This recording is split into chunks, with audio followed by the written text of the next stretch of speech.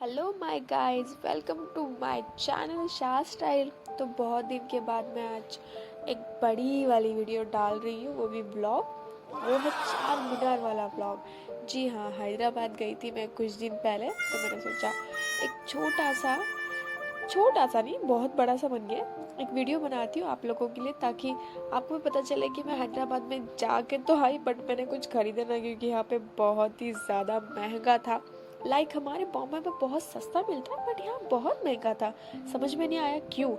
But तो भी हम एक देखने के लिए कि कैसा है, सिर्फ देखने के लिए मैं गई, क्योंकि मुझे वहाँ पे कोई इंटरेस्ट नहीं था। हर चीज़ महंगी थी, सच बता रही हूँ। आप सोच भी नहीं सकते, इतना महंगा था। हमारा मुंबई उससे 10 गुना सस्ता है। बहुत सारी चीज़ें वहाँ पे महंगी है। नॉर्मल से बैंगल, शूज़, बैग्स, सब कुछ महंगा है वहाँ पे। बस ये जो लुक है ना चार मीनार का, वो सबसे सस्ता है, फ्री वाला है और बहुत ही अच्छा है। मैं बता नहीं सकती आपको कि वहाँ की चीज़ों से ज़्यादा ना जो उसका लुक है वो बहुत अच्छा है। ये वहाँ की आंटियाँ पता नहीं क्यों ये डोनेशन के नाम पे एक फ्रॉड करते रहते हैं, और उनको मतलब कौन ऐसे अथॉरिटी दे देता है, समझ में नहीं आता। बहुत से लोग थे वहाँ पे फ़ोटो खिंचा रहे थे, और मैं बार बार उनके बीच में आ रही थी। बट ये नॉर्मल है, क्योंकि वहाँ पे होता ही है। अभी लोग जाएंगे कहाँ से, क्योंकि हर जगह कोई ना कोई खड़ा हो जाता है। फिर ये मेरे पार्टनर थे, जो उनको एक क्लासेस अच्छे लगे, कोई था नहीं, इसलिए उन्होंने खुद ही ट्राई कर लिया और बाय भी कर लिया। फिर हम चले वहाँ से आगे। बहुत अच्छा व्यू था, मन नहीं कर रहा था वहाँ से हटने का, बट देखना था और आगे क्या है।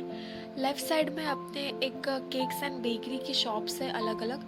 वहाँ पे हमने जाने की जरूरत नहीं, क्योंकि बहुत ज़्यादा गर्दी थी वहाँ पे। इतनी गर्दी थी कि मैं अंदर तो जाती, बट मैं रिटर्न नहीं आ पाती, इसलिए मैंने जाना सोचा भी नहीं।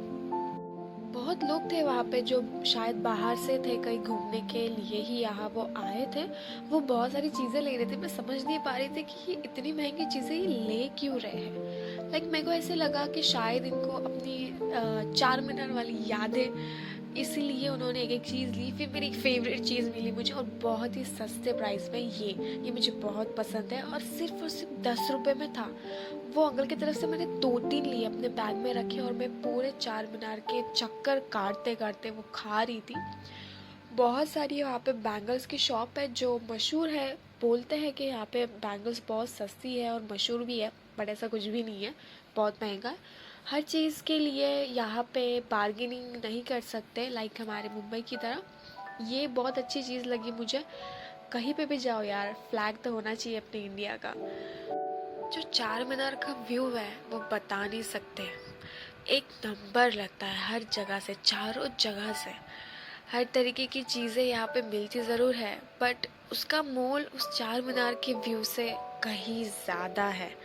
बहुत लोग बार्गेनिंग करने की कोशिश कर रहे थे, बट वो उनसे होने नहीं वाला। फिर ये एक शॉप देखा मैंने, जहाँ पे ये बहुत अलग अलग टाइप के कॉइन्स थे। कहाँ से जमा किया है इसने पता नहीं, इतना सब कुछ। अगर उसने खरीद भी लिया होगा तो कितने में खरीदा होगा, मुझे बहुत डाउट हो रहा था उस पर। फिर हमने ज़्यादा ध्यान नहीं दिया, हम लोग वहाँ से निकल गए। फिर एक बाबा बैठे हुए थे, मस्त अपना सैंडविच खा रहे थे, क्योंकि वो किसी को लूट के बैठे हुए थे। और आगे वाला बाबा और किसी को लूट रहा है, वो ध्यान दे रहे थे। देखिए आगे बाबा और है, जो किसी को अपनी अंगूठियाँ पता नहीं और क्या क्या बेच रहे होंगे। और मुझे लोगों को समझ में नहीं आता कि कैसे ये लोग भरोसा कर लेते हैं। एक इंसान पे कैसे भरोसा कर लेते हैं। आजकल की दुनिया में तो ये पॉसिबल है नहीं। जैसे कि ये महाराज, वहाँ पे अगर आप जाओगे तो ये शॉप पे बिल्कुल मत जाना, ये बहुत फ्रॉड वाला अंकल है। आगे हम बढ़ते गए। जो मेरे साथ थे पार्टनर, वो बहुत बोर हो चुके थे, क्योंकि सिर्फ मैं मोबाइल लेके घूम रही थी। फिर उन्होंने अपने दोस्तों को कॉल करके बताया कि भाई हम चार मीनार घूम रहे हैं। हम थोड़ा जैसे ऊपर आए, चार मीनार की जैसे पहुंच गए, वहाँ कसम मैं बता नहीं सकती आपको ये कितना टू गुड था। ये सिर्फ आपको कैमरे में ऐसे दिख रहा है, आप रियल में वहाँ जाइए, बहुत अच्छा लगेगा आपको। फिर मैंने देखा कि वहाँ पे एंट्रेंस लिखा हुआ था ऊपर जाने के लिए, कुछ है ऊपर। तो देखने के लिए हम लोग चढ़े, लेकिन ये भूल भुलैया जैसा था, सीरियसली ये भूल भुलैया जैसा ही था। मेक माई ट्रिप वालों ने वहाँ पे अपनी ऐड डाल दी थी हमेशा की तरह, और ये भूल भुलैया की तरह हम चलते गए। वो अच्छा था कि मेरे आगे 2 लेडीज़ थी। अगर जेंट्स होता, एक तो मैं उन्हें गिरा दी थी या मैं खुद गिर जाती, क्योंकि समझ भी नहीं आ रहा था, चक्कर जैसा हो रहा था। हम चले जा रहे। वो दो लड़कियां बेचारी अपने हाथ हाथ बांध के जा रही थी। कुछ लोग ऐसे गंदगी करते हुए, पता नहीं क्यों करते हैं ऐसे। फिर फाइनली जब हम ऊपर पहुंचे तो जो व्यू था, ओ हो, क्या बताए आपको। बोलते ना, वो सारी थकान चली गई जो भूल भुलैया से आते हुए हुई थी। ये देख के ऐसा फील होता है कि यहाँ से हिलो ही नहीं, बिल्कुल भी नहीं। इसको देखती रहो, बस देखती रहो। बट वहाँ पे एक घूसट वाली आंटी बैठी थी जो बार बार मुझे वहाँ से भगा रही थी। ये रही वो। और फिर मैं फाइनली वहाँ से निकल गई। जैसे मैं निकली, हर कोई एक एक विंडो लेके खड़ा हुआ था। कोई फोटोग्राफी कर रहा है, कोई वीडियो निकाल रहा है। कुछ लोगों ने तो वहाँ की चीज़ों को इतना गंदा किया है, मत करो यार ऐसे। अपने इंडिया की प्रॉपर्टी है, वो एक शान है, उसको ख़राब मत करो।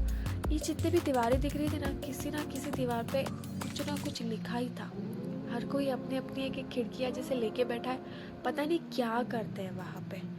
और इतनी ज़्यादा भीड़ थी वहाँ पे, मैं बता नहीं सकती आपको कि एक सिंगल जगह नहीं थी कि जहाँ पे मैं खड़ी हो जाऊँ और देखो सुकून से। देखा आपने कितना गंदा किया हुआ है। फिर ये ऊपर से जो व्यू दिखता है, जो हम नीचे खड़े रह के देख रहे थे कि छोटी छोटी खिड़कियाँ, ये थी वो जिसमें हम खड़े रह गए। फाइनली हमें जगह मिल गई कुछ देर के लिए, 5-10 मिनट के लिए। फिर लड़के लोग घूमते रहे वहाँ पे, तो मैं वहाँ से निकल गई। वहाँ से निकल के देख रही थी कि एक एक खिड़कियों में लोग क्या कर रहे हैं। अचानक से मैंने देखा कि एक बच्चा अपने पापा को ढकेल रहा था और वो पापा डर के उस पर शाउट भी किया उसने बहुत ज़ोर से। सब लोग देख रहे थे। मतलब क्यों ऐसे क्यों करना है, अपने पापा को ही ढकेल रहा है वो नीचे। ये बहुत अच्छा लग रहा था। बिल्कुल जगह नहीं थी, बट मैं कैसे न कैसे आप लोगों के लिए वीडियो बनाने के लिए जगह निकाल के व्यू ले रही थी। ये दूर में कुछ था, बट क्या था वो नहीं पता। ये नीचे के स्टॉल्स जो हमेशा की तरह ना लेने के बराबर, ऊपर से बहुत खूबसूरत लग रही थी, बट कोई मतलब नहीं था। ये बैक साइड का पोर्शन है जिस टाइम पे फ्लैग वगैरह लगा है वो। और ये है मेन चीज़, आपको चढ़ने के लिए जितनी दिक्कत नहीं हुई ना, उतनी उतरने के लिए होगी। देखिए ऐसे ऐसे लाइन बना के जाना पड़ता है। और कुछ आंटियाँ थी मेरे आगे, जी हाँ, मेरे आंटियाँ जो आगे थी ना, उन्होंने तो हर स्टेप पे आधा आधा घंटा बिताना था। चलो ठीक है, उनकी उम्र थी तो उनको उतना टाइम लगना ही था, लेकिन मेरे ही आगे क्यों, मेरे ही जाने के टाइम पे आधे आधे घंटे का पॉज था उनका। मैंने भी समझ लिया, चलो ठीक है, चलो मेरी मम्मी की उम्र की है तो मैं कुछ भी ना बोलूँ। बट ये देख रहे हो आप कितना गंदा किया हुआ है। हर जगह किसी ना किसी के नाम लेके रखे। यार तुम लोग आधी, ये जो बिल्डिंग है ना, इसमें से एक ईंट भी नहीं बना सकते।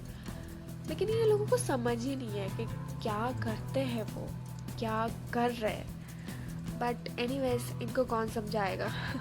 फिर ये आंटी कितने धीरे धीरे हाथ लगा के जा रही थी नीचे, मेरे को बिल्कुल अच्छा नहीं लग रहा था। फिर मैंने आंटी को बोला, आंटी टाइम लगे, आप अच्छे से उतरिए, आप नीचे उतरिए बस, और कुछ नहीं चाहिए।